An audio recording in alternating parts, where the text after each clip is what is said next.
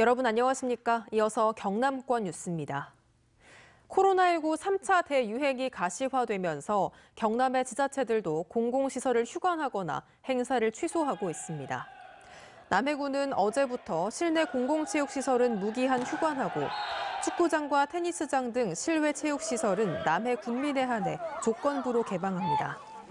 진주시는 지난 8일 첫 시연을 시작으로 매주 금요일과 토요일마다 상영해온 진주성 촉성문 미디어 파사드를 조기 종영하기로 했습니다.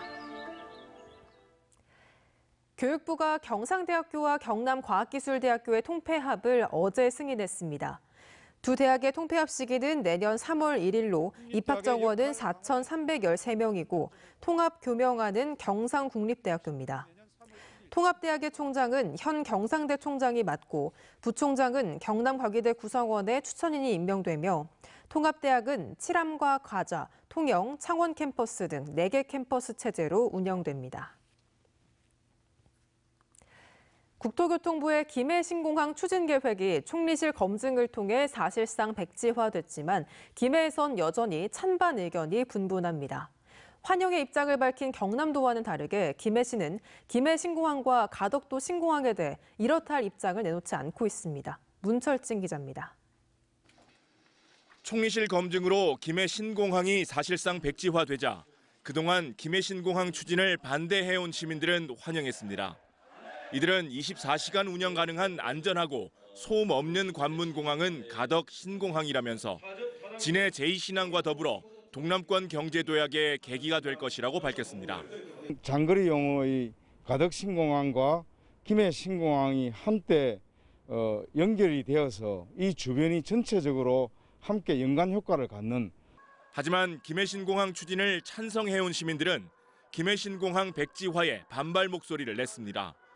김해 신공항이 폐기되면 김해공항이 국내 군사공항의 메카가 돼 소음과 안전 문제가 더 커질 것이라면서 김해공항이 경제성이나 접근성 측면에서 더 낫다고 주장했습니다. 김해의 어떤 국제적인 트레이드 마크를 할 수가 있습니다. 얼마나 김해 신공항이라는 이것이 국제적으로 우리 김해를 이롭게 하는지. 이처럼 지역 내 민심이 엇갈리고 있지만 김해시는 침묵하고 있습니다. 환영의 뜻을 밝히며 가덕 신공항 지지 선언까지 한 경상남도와 달리 김해시는 구체적인 언급을 피하고 있습니다. 정부 국책 사업을 갖다가 이제 행정에서 이렇게 이야기하기도 참 곤란하고. 김해공항과 가장 가까운 김해시는 신공항 문제의 당사자이기도 합니다. 지금이라도 시민들의 다양한 목소리를 모아 신공항 계획에 반영해야 한다는 지적이 나오는 이유입니다. MBC 뉴스 문철진입니다. 창원시 마산 하포구의 한 이동통신사 대리점에서 판매자가 구매자에게 미리 약속한 보조금을 개통 이후 현금으로 추가 지급하는 불법 행위인 이른바 페이백 방식으로 휴대폰을 저렴하게 구매하려다 사기를 당한 이들이 속출하고 있습니다. 온라인 커뮤니티와 SNS 등에 모인 피해자 280여 명은 판매자를 상대로 집단 소송을 준비하고 있으며 이들이 주장하는 피해액만 10억 원이 넘습니다. 경찰은 고소장이 접수되는 대로 수사에 착수할 방침입니다. 경상남도와 한국항공우주산업 카이 경남사회복지공동모금회가 어제 도청에서 나눔 문화 확산을 위한 협약을 맺었습니다. 카이는 임직원들이 기부금을 적립해 착한 일터를 조성하기로 했으며 도는 기업의 나눔 문화 확산 지원을, 모금회는 기부금 관리 등의 업무를 총괄합니다.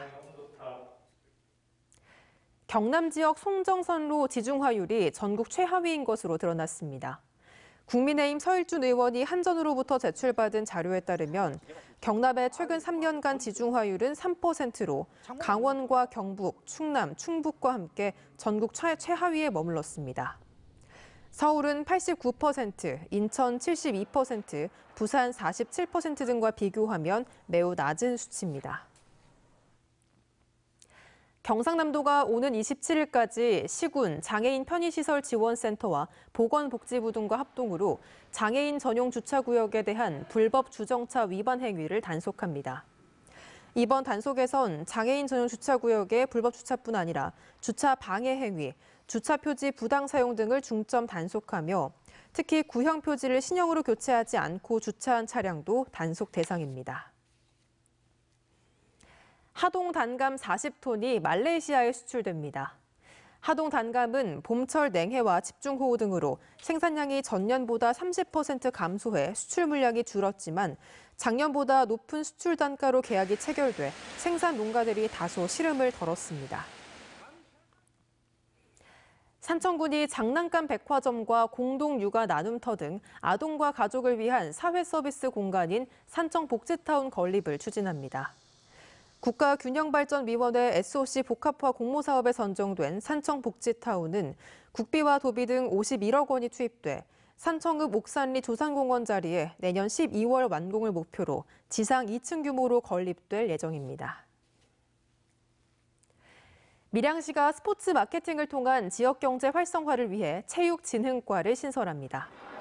밀양시는 이번 조직 개편을 계기로 배드민턴에 집중된 대회 유치를 탁구와 축구, 야구 등 다양한 종목으로 확대하고 올겨울 250개 전지훈련팀을 밀양으로 유치할 계획입니다. 뉴스를 마칩니다. 함께해 주신 여러분 고맙습니다.